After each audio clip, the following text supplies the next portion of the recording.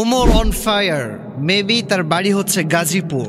বর্তমানে সে Facebook, YouTube, TikTok সহ সকল অনলাইন প্ল্যাটফর্মে সে ভাইরাল। তার একটা টিকটক অ্যাকাউন্ট আছে, সে টিকটক অ্যাকাউন্টে তার বর্তমানে প্রায় 10 মিলিয়ন প্লাস ফলোয়ার। তার একটা ভিডিও রিসেন্টলি খুব বেশি ভাইরাল হয়েছে। সে নেপালে গিয়ে বিশাল এক উঁচু পাহাড়, সে পাহাড়ে উঠে লাইভে গিয়ে কান্না করতে করতে তার মা আর তার নানিকে নিয়ে সে কিছু কথা বলেছে। আসলে পৃথিবীতে মা হচ্ছে এমন একটা সম্পদ, বিপদের সময়, কষ্টের সময় সবাই হাতটা ছেড়ে দিলেও কলিজার টুকরা মা কিন্তু কোনো হাত ছাড়ে না। প্রিয় ভাইয়েরা, দেখবেন বিপদের সময় নিজের ভাই হাত ছেড়ে দিতে পারে, বিপদের সময় গার্লফ্রেন্ড হাত ছেড়ে দিতে পারে, বিপদের সময় নিজের কলিজার টুকরা স্ত্রীও হাত ছেড়ে দিতে পারে, বাট বিপদের সময় নিজের কলিজার টুকরা মা কখনো হাত ছেড়ে দেয় না। প্রিয় যুবক ভাইরা, ঠিক না বলেন?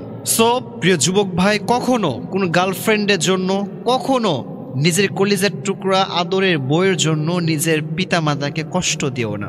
আর আল্লাহ তাআলা সূরাতু বনী ইসরাঈলের 2 নম্বর রুকু 23 নম্বর আয়াতে আল্লাহ তাআলা ইরশাদ করছেন, ওয়াকাদা রাব্বুকা আল্লা তা'বুদু ইল্লা ইয়্যাহু ওয়া বিল ওয়ালিদাইনি ইহসানা।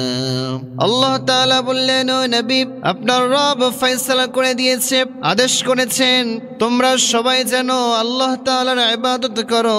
2 নম্বরে পিতামাতার প্রতি ইহসান করো। পিতামাতার উপর ইহসান করবেন কিভাবে?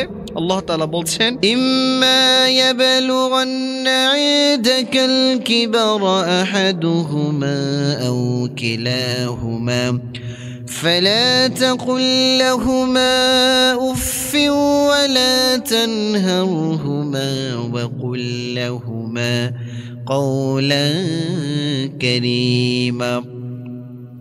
পিতামাতা এমন একটা জিনিস, তারা সন্তানকে ছোট্ট থেকে কত আদর যত্ন করে মানুষ করে, যে সময় কোনো কথা বলার মতো কোনো যোগ্যতা থাকে না, শুধুমাত্র মুখের ভিতরে কান্নার সাউন্ড ছাড়া কোনো সাউন্ড থাকে না, সেই সময় নিজের কলিজার টুকরা মা সন্তানটার কান্না দেখে সব কিছু বুঝে ফেলে।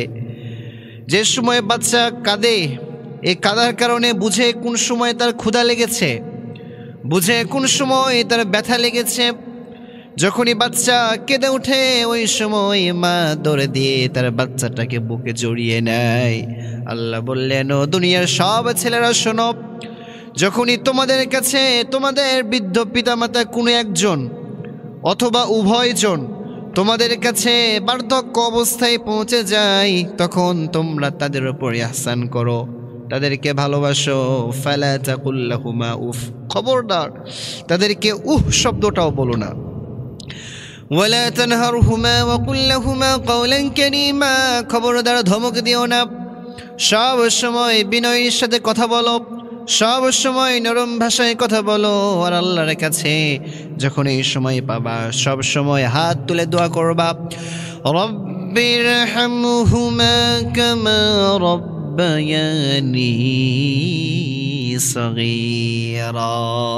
সময় পেলেই এই দোয়াটা করবেন। এর মানে হচ্ছে, হে আমার রব, আপনি আমার পিতামাতাকে এমনভাবে লালন পালন করুন যেমনভাবে আমার পিতামাতা আমাকে ছোট্ট অবস্থায় লালন পালন করেছে। আল্লাহ তাআলা প্রত্যেকটা মা বাবাকে ইহকালে শান্তি এবং পরকালে মুক্তির ব্যবস্থা করে দেন। পড়েন আমিন।